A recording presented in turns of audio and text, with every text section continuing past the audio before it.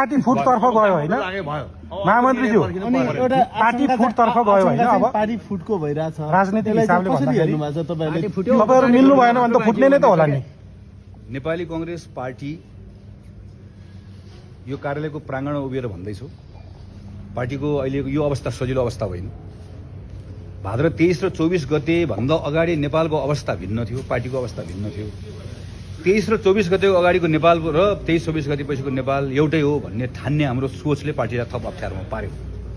तर म नेपाली कांग्रेसको महामन्त्री भएर अर्को महामन्त्रीको तर्फबाट पनि जिम्मा लिएर त्यो कुरा भन्न सक्छु, जस्तो सुकै अवस्था होस्, चाहे त्यो फुट्ने हो, चाहे जस्तो सुकै अवस्था होस्, जुनसुकै विषम परिस्थिति होस्, नेपाली कांग्रेस पार्टी फुट्दैन, फुटाउन दिँदैनौँ। र एउटा कुरा ख्याल गर्नुपर्छ, पार्टीको सत्तालाई जुन चाहिँ क्याप्चर गरेर केही मुठीभर मान्छेहरू होइन त्यसलाई चाहिँ दुरुपयोग गरेका थिए, त्यसका विरुद्धमा वास्तवमा देशभरि कार्यकर्ताहरू आकर्षित छन्। अहिले तपाईँले लिड गर्नुभएको छ, आगे बढो हम लोग साथ चलते जाइए। 2-4 मिनट थियो क्याप्चर हुन्छ। यसलाई लिएर हिँड्न